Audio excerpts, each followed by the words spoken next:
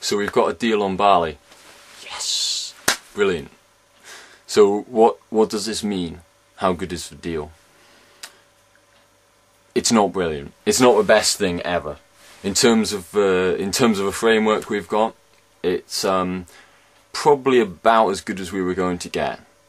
But that's taking on board the cynicism that everyone already had about the US administration, which, as we all know from all the delegates at the conference, is not the US as a whole, is not the US people, is not the business community, or the various states who are doing a whole range of things. There seems to be 3 regional initiatives in the US on working on climate change at the moment. There's the states on the west coast, states on the east coast, and I think some mid-east states, which is a newer thing, and then there's all the cities already who are working on climate change together. So yeah, it's not brilliant. It could have been a complete disaster. Once it was high drama from about midnight to 1:30 Eastern Standard Time in Bali. It was sort of all hell was breaking loose. This draft document suggested that developed countries would have to take on legally binding targets, and that developing countries would have to make significant progress at reducing emissions.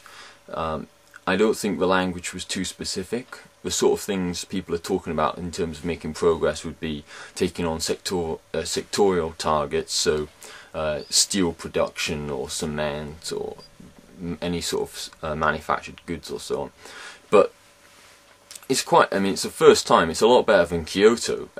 All the major economies would be included, and they would all have to be taking action on climate change. The developed world would have the caps on emissions. The developing world wouldn't. I don't know how long this would last for. If it was like Kyoto was 2008 to 2012, I believe. So perhaps it would be a similar sort of 4-year period that it operated for, but then after that 4 years, then the developing world would come on board with targets. I guess that would be the idea. So it's midnight in Bali. This document is all written up. The Europeans have dropped the references to 25 to 40% cuts by 2020 under pressure from the US. India and China are not pleased by this drop, because for them it represents a loss. After all, we're going to be causing more climate change that they're going to have to be dealing with. It's, as I said, it's getting late. The whole conference should be over by now. India and China are desperately trying to work with the G77 group to come to a united position. They don't want to be blamed for this whole issue collapsing. This is part of a strategy that many groups had feared the US have, whereby they take an extreme position, i.e. not taking on any binding targets, and then the developing world move to the other extreme and say that they can't accept this deal as it's currently worded, and then they get blamed. But so they stopped the plenary session where everyone was met.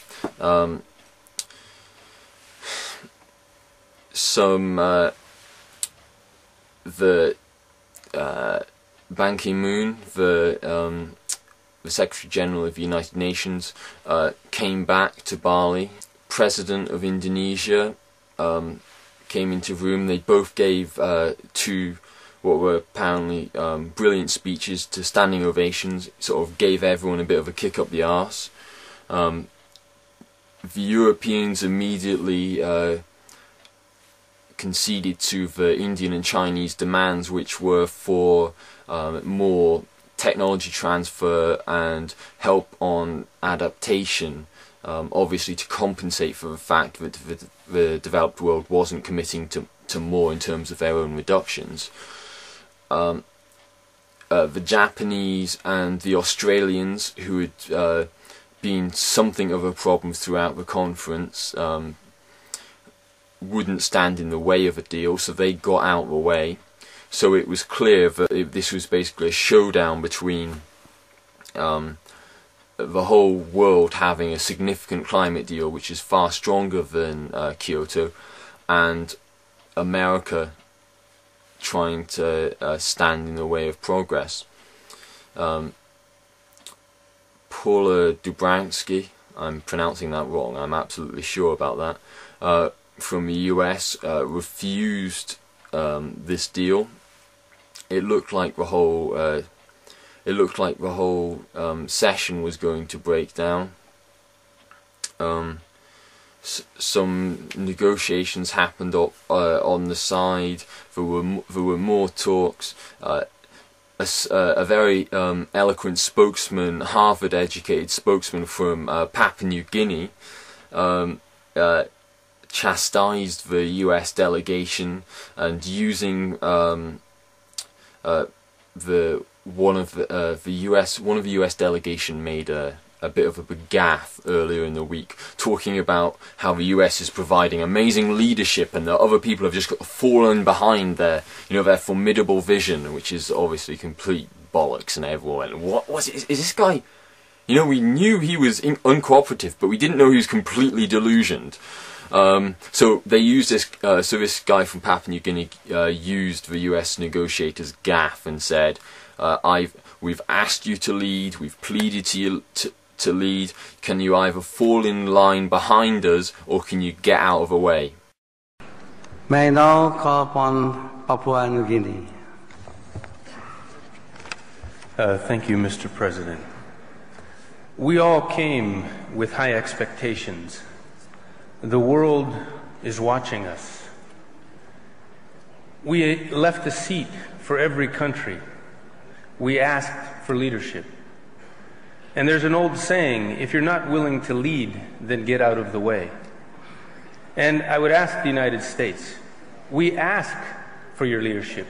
We seek your leadership. But if for some reason you are not willing to lead, leave it to the rest of us. Please get out of the way.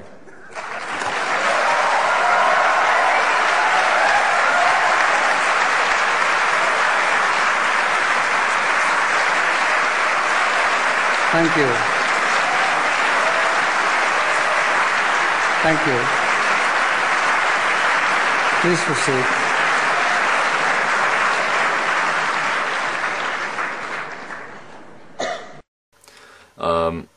Another standing ovation.